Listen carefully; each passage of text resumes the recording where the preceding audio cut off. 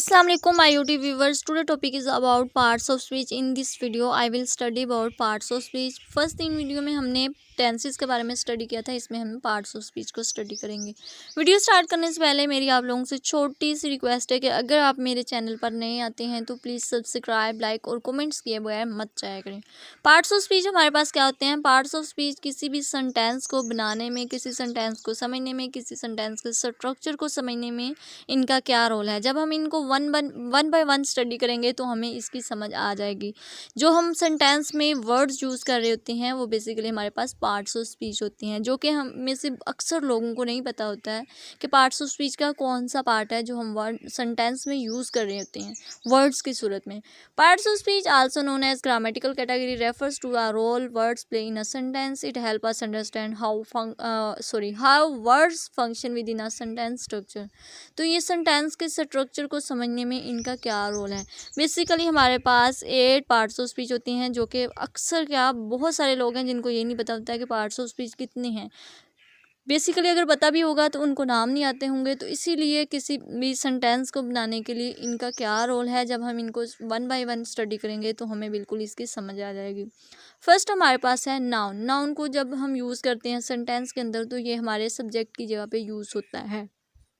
Noun हमारे पास क्या होता है? It's a name of person, place और थिंग। ये किसी भी शख्स का नाम हो सकता है, जगह का नाम हो सकता है, प्लेस का नाम हो सकता है, कंट्री का नेम हो सकता है।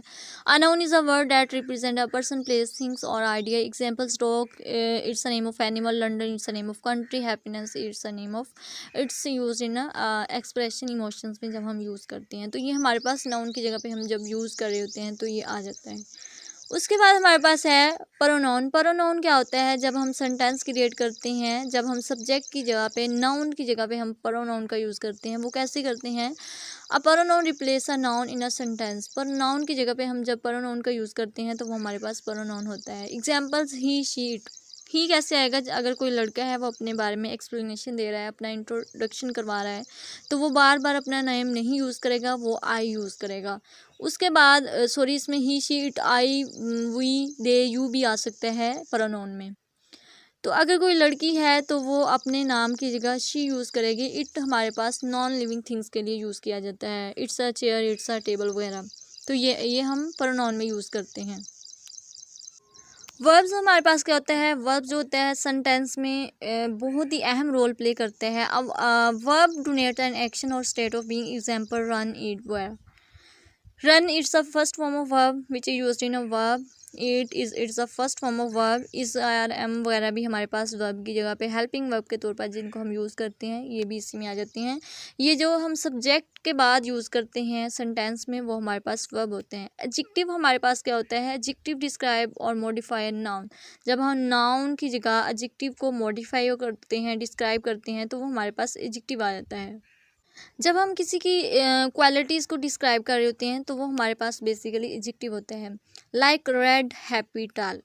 मैं कहती हूँ कि इट्स अ रेड फ्लावर, तो ये रेड की वजह से उसकी सारी क्वालिटीज़ उस किस चीज़ को डिस्क्राइब कर रही है? रेड को, कि वो रेड है। इट्स अ टाल वाइट, तो ये टाल जो है उसकी क्या है? एडजेक्टिव है, क्वालिटी है। It's a adjective that you use in a sentence. उसके बाद हमारे पास आता है adverb. Adverb modify verb, adjective और another adverb indicating how, when, where और टू।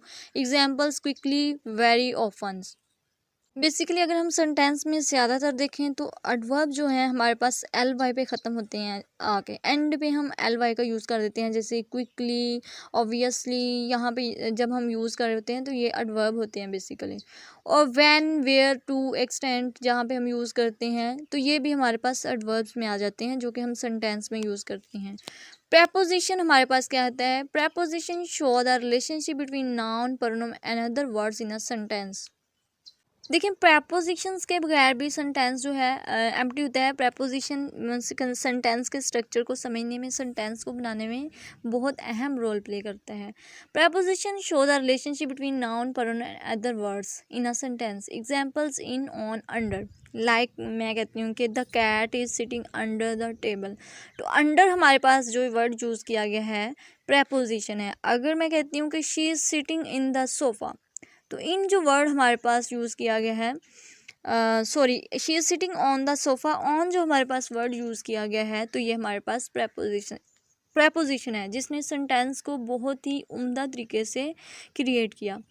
सेवंथ वन इज हमारे पास कंजक्शन है। कंजक्शन कनेक्ट वर्ड्स, फ्रेजेस और क्लासेस, एग्जाम्पल्स एंड बट और। कंजक्शन हमारे पास क्या होते हैं, जब हम दो बातों को एक सेंटेंस में कन्वे करना चाह रहे होते हैं तो वो हमारे पास कंजक्शन होता है। बाज़ औक़ात हमने दो बातें करनी होती हैं, दो बातें कर देते हैं एक सेंटेंस के अंदर, एंड लगा के, बट लगा के और ये चीज़ें लगा के हम जब यूज़ करते हैं सेंटेंस को तो वो हमारे पास कंजक्शन बन जाता है। मैं एक एग्जांपल देती हूँ, she is my friend but she is very clever. तो जो मैंने क्लेवर यूज़ किया है बट लगा के, तो ये मैंने एक ही सेंटेंस में दो बातें कन्वे कर देती हैं कंजक्शन को, किसको, बट को ज्वाइन करके। जब हम सेंटेंस के अंदर इस तरह के वर्ड यूज़ करके एंड, बट और जब हम यूज़ कर देते हैं तो वो हमारे पास कंजक्शंस कहलाते हैं, जो कि सेंटेंस के अंदर हम यूज़ करते हैं बहुत दफ़ा। इंटरजेक्शन हमारे पास क्या होते हैं, interjection express strong emotions and stand alone as an separate sentence.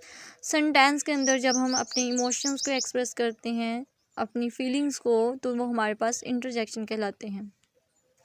मैं कहती हूँ कि wow she is very pretty girl, तो मैंने क्या किया, इसमें अपनी इमोशंस को एक्सप्रेस कर दिया, मैंने वाओ का यूज़ कर दिया। जब हम किसी सैडनेस का इजहार करते हैं तो हम कहते हैं ओ।